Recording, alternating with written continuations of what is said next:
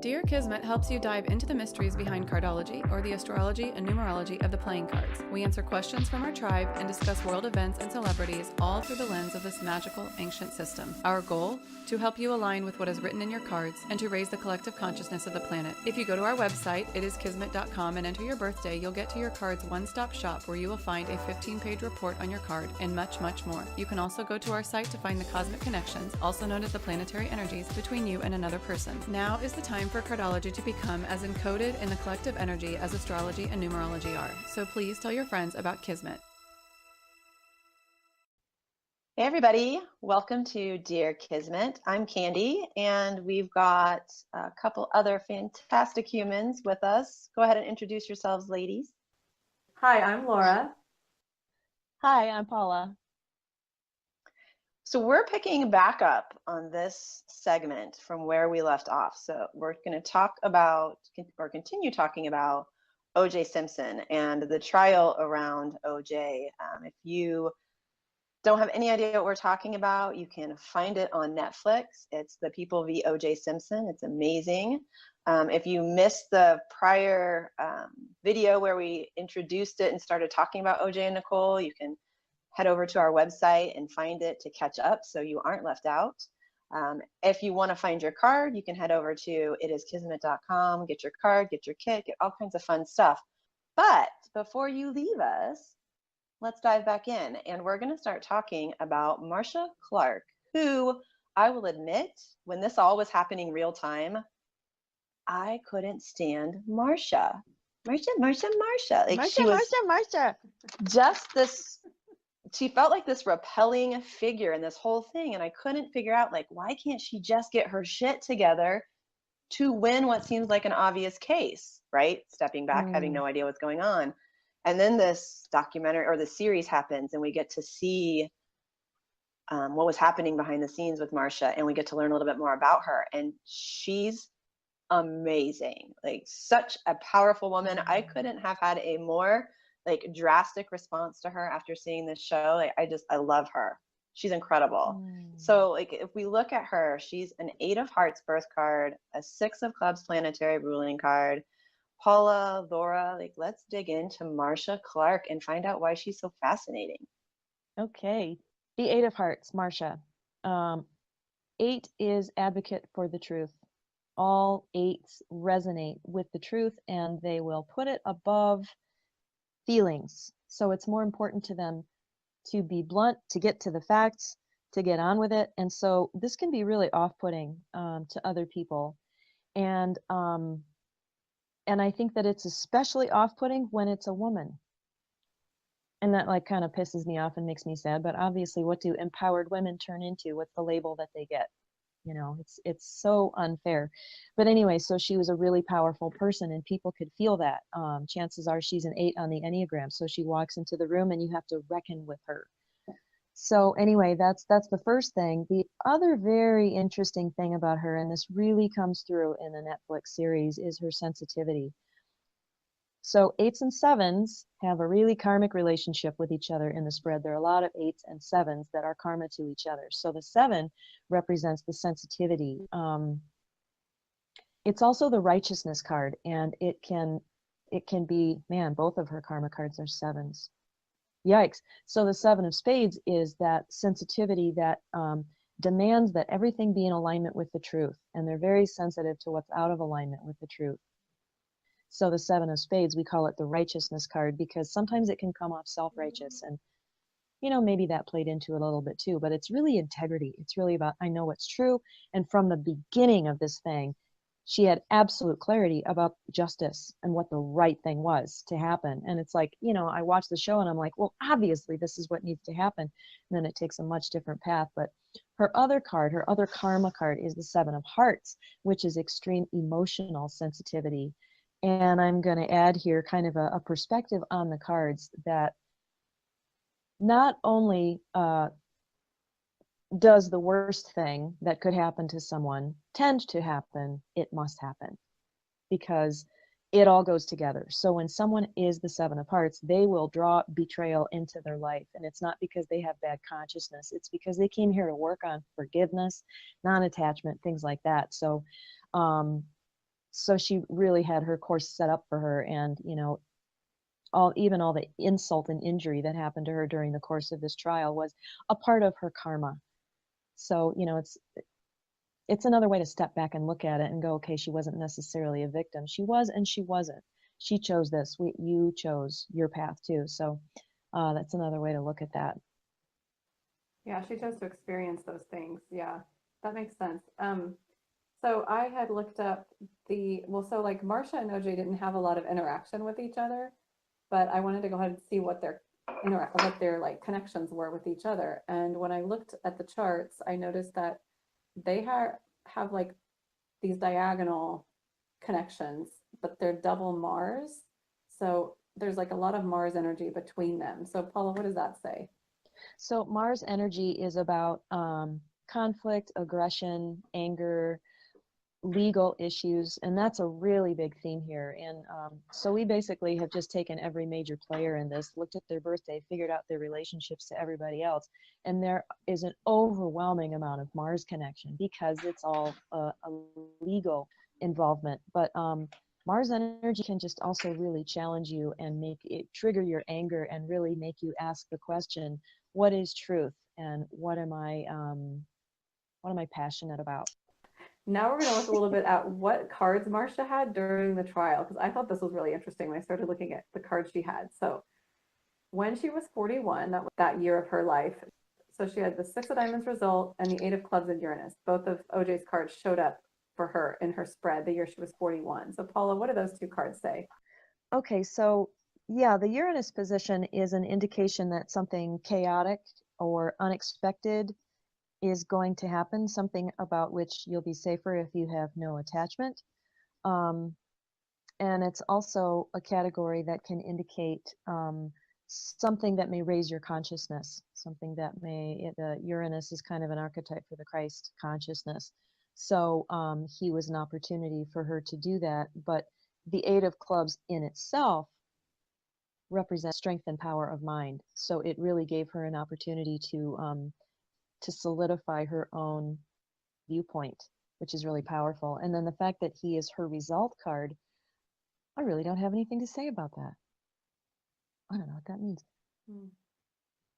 So the result card, the Six of Diamonds in itself, indicates a resolution of karma or a fulfillment of some kind of karma. So maybe by that point she really had achieved something, or the fact that that's OJ's card kind of says, this person is really important in your life. Whenever anybody's card in your life appears in one of the 5 cards that are all year cards, it basically just underlines the fact that this person is going to be really important to you. Yeah. So, yeah, that's really interesting. So the other thing I noticed about this was, so then she turns 42 in August, and then the actual trial ends in October. And that year of her being 42, just throughout the year, she has 2 nines that show up. So I just want to talk in general about what nines mean. I didn't really write down where they showed up, but she had the 9 of spades and the 9 of hearts during that year of 42. She actually has 4 nines through the course of that year, so we can assume that there was a lot of completion of a lot of stuff in her life. And something that is very interesting to me is that in the Venus period, I'm not sure what time of the year, maybe Laura, you can look that up, but during her Venus period, which is the second 52-day period from her birthday, she has the 9 of Clubs, which is OJ's karma card. So that indicates there's a past life something. Whatever her interaction with him was in a past life, it's this aspect of him that is being spoken of here in the cards. And the other card is the 6 of Spades, which is destiny, karma. It is the major karma card. So it basically just says that there was a really big resolution here. And, maybe it had more to do with her particular relationship to him. Who knows what happened to her internally throughout this whole process? Maybe, what had happened in the legal process to him at that point in the journey was secondary to what she had to go through emotionally regarding all of this. Mm-hmm. So I would actually be very curious to see an interview on her and hear about how she actually evolved in her understanding of him as a person. Yeah, Candy, do you have any insight into that? Like, kind of, well, what happened to Marcia after the trial, and how was she kind of affected? Yeah, I was gonna say, I mean, she's done a lot of interviews, and I feel like wasn't this the last big case that she tried? I mean, she's just completely stepped away, right? She I resigned think from that so. position, I think, for sure. Yeah, and then I feel like she shifted gears. Did she become a commentator or what do they call it, an analyst for a while? She wrote a book. I mean, her life is just completely different now. So it's almost like that Marcia that we witnessed during the trial, just like she completed her, you know, whatever she needed to do related to that, then maybe completed that little advocate part in regards to trying cases um, for what's right, and then moved into more of an education type of Yeah. role. Yeah. Yeah. Yeah, and I So, know that she's an author and she's written a lot of books. And the Eight of Hearts, the highest expression, is also known as the healer's card. So she may have evolved into the higher vibration of that card, and maybe now she's doing healing through her books and kind of more through the sidelines. And the Six of Clubs, her planetary ruler, is the card of the teacher, and it's much more involved in the dissemination of information. It's a club. So it's about speaking and writing and teaching, which she's been doing. Yeah, and I don't know about you guys, but I hope that she was able to take some time, which is probably in her books, which I admit I haven't read, and heal her personal life. I mean, she had a lot of personal things happen. She had her divorce, she had custody of her children, she had the, you know, momentary relationship with Chris Darden. I mean, she just had a lot of personal things happen that those on their own are big deals. And then here she's representing, you know, the state in the what is one of the biggest trials ever. and then layer on the sexism, like that's a Right. whole other thing we haven't even gotten into, that she was like the front and center of like, change your wardrobe, change your hair, and then she did it, and then there was like more Right. ridicule. And but let's talk She about, couldn't win. no, she could not. Let's talk about Chris Darden. He's a ace of spades, five of spades, and it looks like they've got Jupiter karma connection. Those are the main two. When you put, you know, in the cosmic connections on our website, if you put their two birthdays in, you'll get Jupiter and karma. So Paula, tell us about the Jupiter karma combo. Okay, so the Jupiter is, I'm in your court, I'm supporting you, I see your potential, and we definitely see that connection between them, especially as Marcia was able to offer him this opportunity and say, I believe in you and I know what you're capable of. And so it's a very typical Jupiter connection, is to lift someone up into their potential and the opportunity to express that potential. And the karma card, they actually both share the Seven of Hearts as our first karma card, which means attachment in love, letting go, allowing in a higher vibration of love into your life. That card really bonded them together, and it says they had some karma between them. Whatever it was, they had to resolve something between the two of them. So, and maybe karma and Jupiter combined means that it was her karma to lift him up into a higher vibration. Maybe she wasn't Jupiter to him last time and had the opportunity to be. And this time, you know, the challenge was put in front of her and she's like, yep, I'm doing it. You know, it was a no-brainer for her.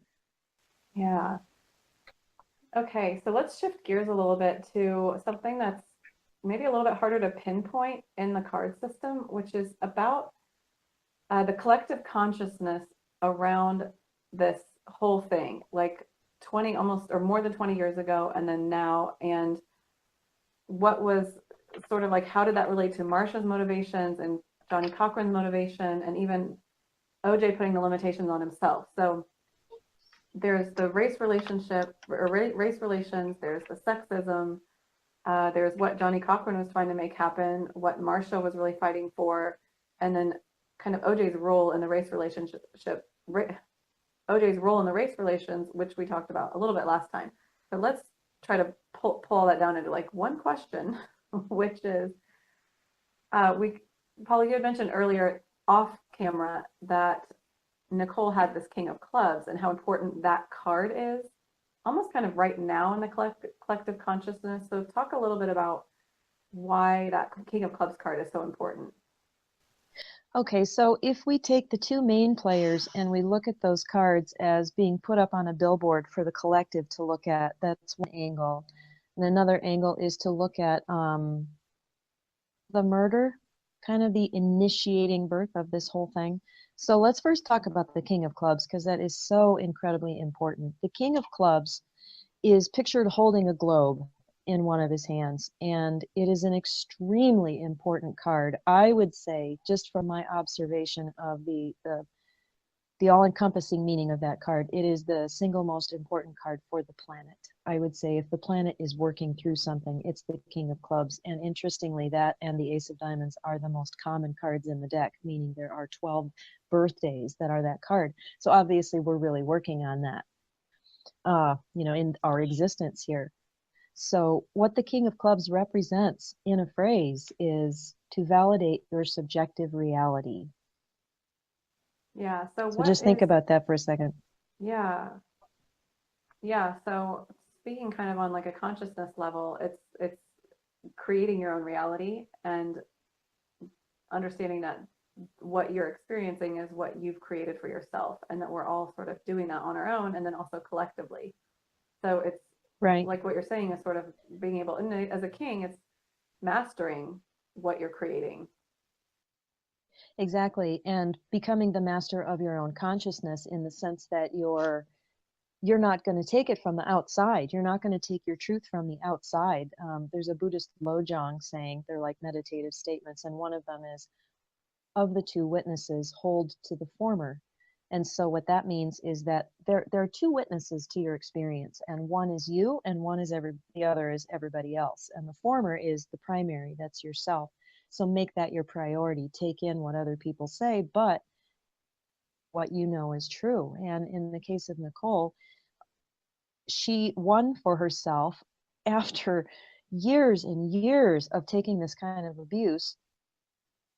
Wow, I don't like this. I don't want this. My truth. And when I say this hurts and I don't like it, that's actually true. In the mind of a woman who is abused, she's taking her cues from the outside. And when she's being beaten or whatever, there's this message, you deserve this. And yeah, I guess I deserve that. And we wonder, how can they believe that? And it's, well, that's the power of, I don't know, the power of the collective mind, this insidious program that we have to not trust what we know is true inside ourselves. So it's like she became a poster child for, step out from underneath that burden of what everybody else is saying, and just say what's true for me. So that's one of the most important things we can do on the planet, in regard to the media and, everybody and everything else. It's like, well, what do you know to be true? So the Six of Diamonds, OJ's card, and I think the larger lesson with the karma card is that we're asking, what is our work? And in fact, that's the theme of Kismet, is do your work. What are you here to do? And the Six of Diamonds is also a card of balance and finding our purpose. So I think there's a message that comes from that. But the card underneath is what I really want to speak to, because the Nine of Clubs sits under the Six of Diamonds, and the date of the murder was the Five of Diamonds, under which sits the Nine of Diamonds. So the work, or the karma, the undercurrent, the message underneath, is this nine energy, which is a universal energy. It says, let's take a bigger perspective.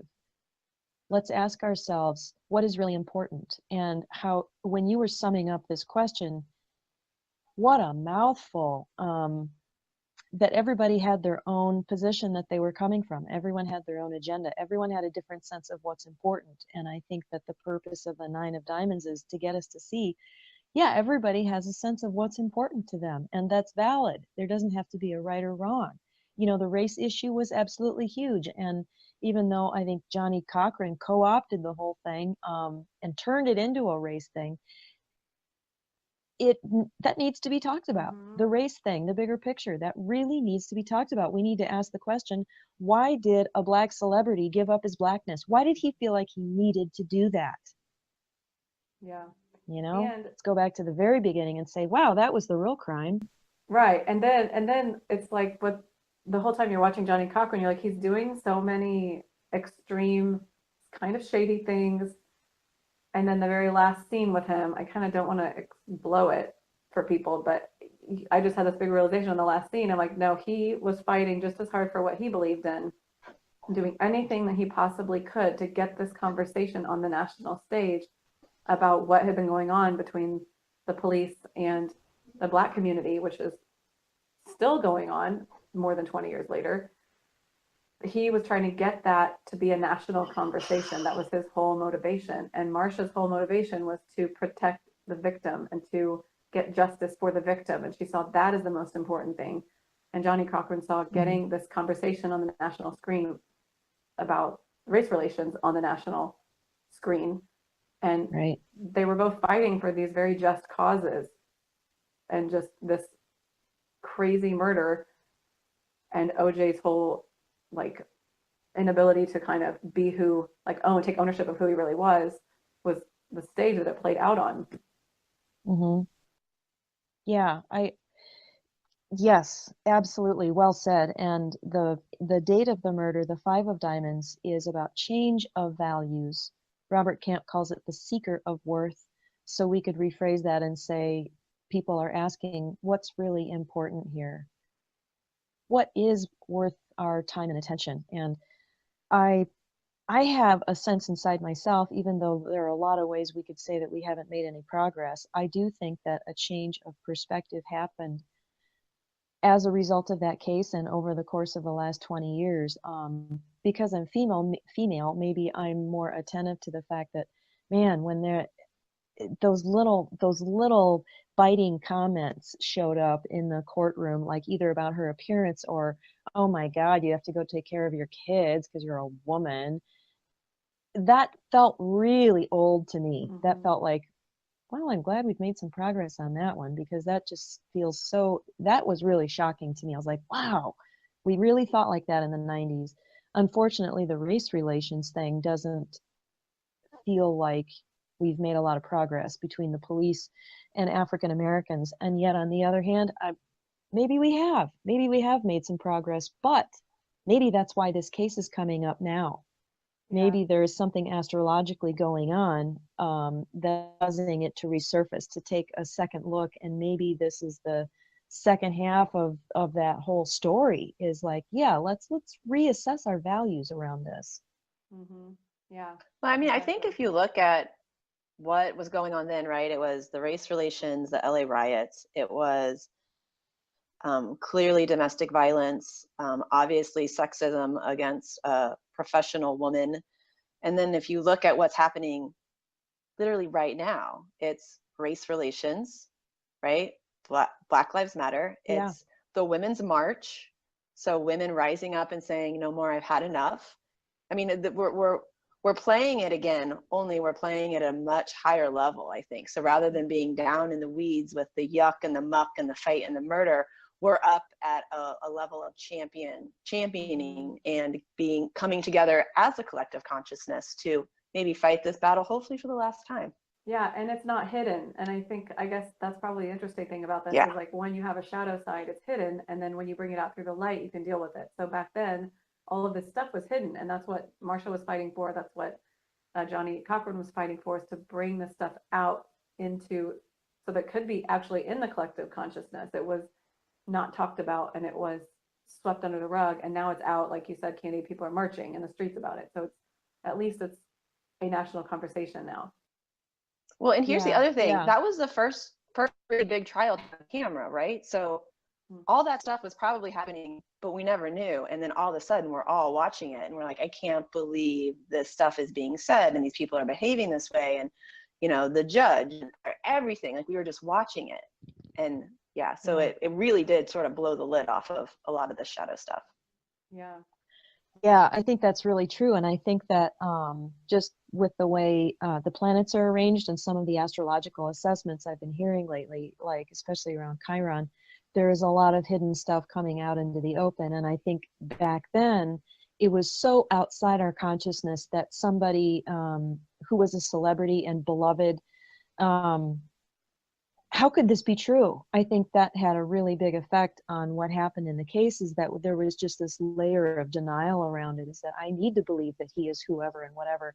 And I think the lid is really being pulled back on, every public figure, every institution, everything that we've been taking for granted is okay or above board or what we want it to be, including the legal system. And when we look back and we go, man, yeah, money can buy freedom. And how fucked up is that? And I think that, that's coming more into the light too. It's like, you guys think that the whole justice system and the fact that there was such a gross miscarriage of justice, how is it still so easy for that to happen now? Well, people believe in DNA evidence now, so That's encouraging. It was new back then, and people were like, I remember thinking like, DNA what? But now, like, it's just more cut and dry, I think. I mean, yeah, I just think it was a special concoction of events. Yeah, the perfect storm. Yeah, so let's talk about OJ and Robert Kardashian, because, I mean, back then, Kardashian was not a household name. And since you can rewatch this with knowing what's gone on with the Kardashian family, it's like we have a whole different perspective on these two people. So let's talk about their relationship. First of all, Robert Kardashian has a 3 of diamonds, 9 of spades. And then this is Mars and Uranus, cosmic connections, Mars and Uranus. And that's passionate dream or illusion. That's the nickname for this combination. So Paula, tell us a little bit more about Mars and Uranus. Okay, so Mars and Uranus come together for a cause. Mars is the passionate action taker that wants to do something. And Uranus is at its highest vibration, it's a Christ consciousness. Coming down a little bit, it's about community and universal values and humanitarian work. We bring both of these cards into a somewhat lower vibration. Uranus can be really off the rails, unpredictable, something unexpected. And I think, and it can also be kind of easy friendship, low expectation, and they might have had that vibration between them. It was just easy, but there was also a shock aspect that came through, especially for Kardashian. He didn't want to believe, he couldn't believe. And it was just something so outside the scope of anything he could possibly have imagined. And that's definitely a Uranus thing. And so the lower side of Mars can be anger and aggression and passion.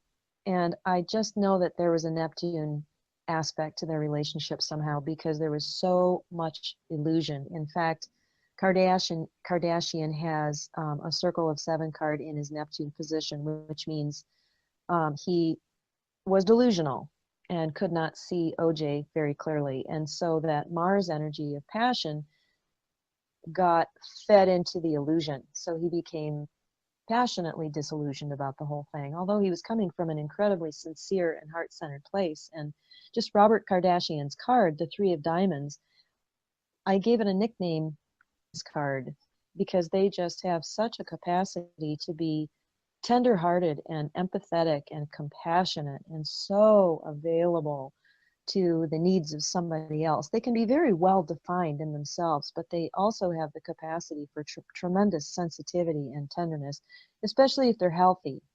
If they're not healthy, it's another story, but a healthy 3 of diamonds will be incredibly kind. And you just see this coming through.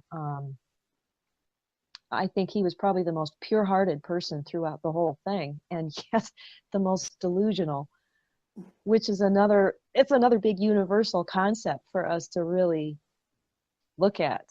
How do we hold our delusions? Are there things we're really passionate about that we're also largely deluded about? Yeah, well, and we had also mentioned that in one of our other videos recently, that 3 of diamonds is the card that both Donald Trump and Bernie Sanders have too. So it's like that kind of like, it's like they tend to sort of reflect what they're seeing, and they can take on the collective consciousness that are sort of like sensitive. And then from there, they take that sensitivity and kind of reflect it back out. And either they choose to do that with their ego or not. I also want to say this was Mars Neptune. So you're right when you're saying there's Neptune energy. Uranus is not the right connection. It's Neptune. But it is correct that it's passionate dream or illusion. So that nickname I thought was so perfect for this because he was so passionate about helping OJ, and you can watch him like evolve over the 10 episodes into like, oh my God, this maybe he actually did do this, to finally realizing he did do it and then walking away. So it's that passion is definitely there. So he really was trying to help OJ at the beginning and fighting for OJ, and then realizing what happened and the illusion sets in. And that's what that Neptune energy is that Paula was talking about earlier. Okay, so we have just a couple more fun facts. Talk about how, let's see, Ron and Nicole, when you get a reading, you can find this information out, but they basically were both living their pinnacle year. So this means that they are displacing the 8 of diamonds. That's a really technical phrase, but everybody has a pinnacle year, maybe more than one. And Paul's going to explain that pinnacle stuff. And then they also were they both had 6s in Pluto. So that's another very karmic situation. So tell us about the 6s in Pluto and the pinnacle year, and how both of them, both Ron and Nicole, Ron Goldman and Nicole Simpson, had these in their spread that year. Wow, it really takes the whole pinnacle idea and throws it on its head.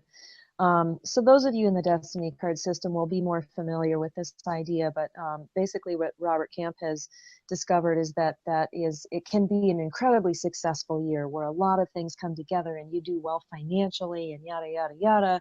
It's going to be a real thumbs up year. And in my observations, sometimes the shit really hits the fan for people in their pinnacle year. And what I've come to understand is that the 8 is about truth, the values, and so I've renamed that card Conviction of Values. And so it is a year in which, if you have not already figured out what's really, really important to you, you're going to be sort of forced to do that and really choose your values and figure out what you're no longer compromise, that kind of thing. So we can look at their lives leading up to the death. Then perhaps we could see we could have a little more insight into how maybe they got clarity on what was important to them individually in that year. And as we know, Nicole was, breaking away from this unhealthy relationship. So maybe that was her biggest achievement, and maybe she was done. And maybe that was her great reward, was, okay, you get to get out of this shit show now. But the 6s in the Pluto position realize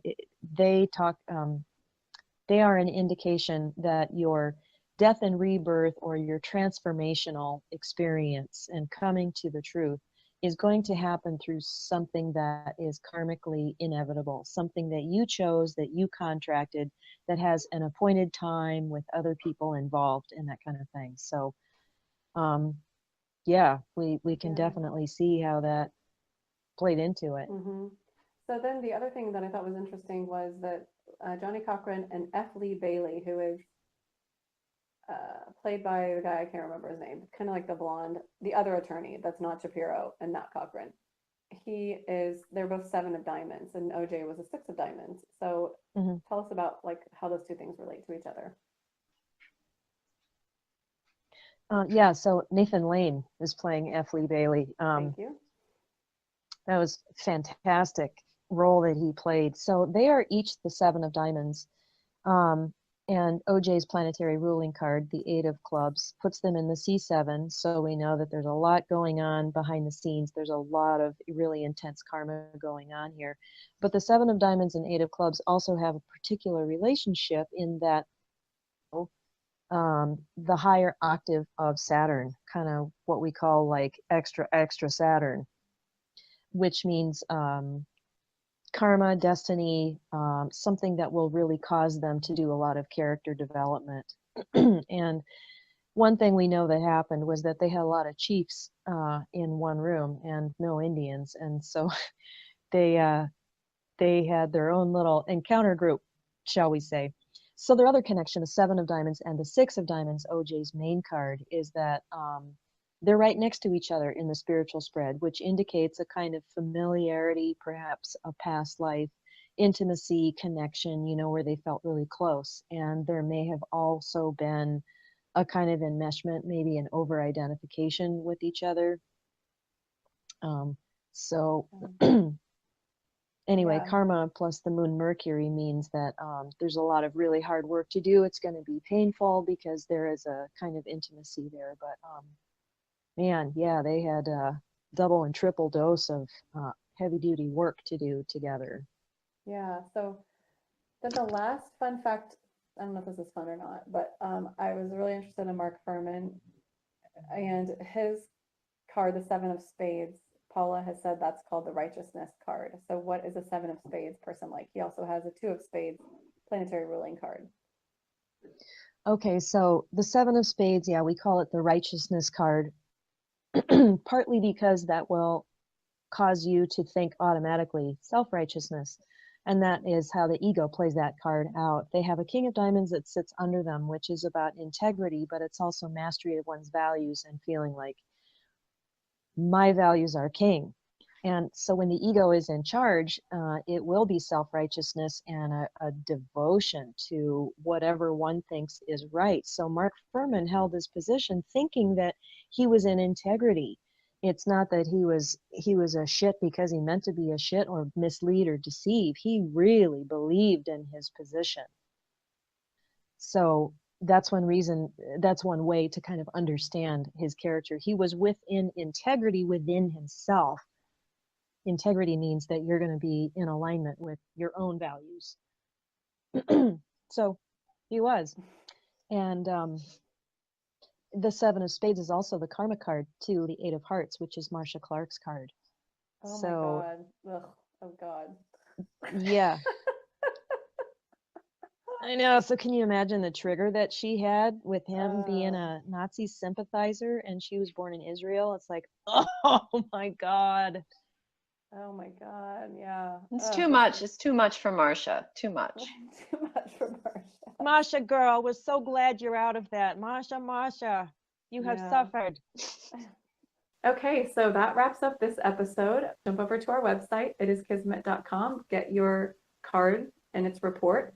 You can go and see your kit, which is a whole bunch of interactive stuff that you can do to get to know your card better, including the hand. Plus, we have questions for you to ask yourself, all things that are going to help you along your path. The main thing we want to leave you with is do your work. So that's the theme here. Your card and understanding your card and your hand can help you do your work, your inner work. And that's it for this episode. So thank you.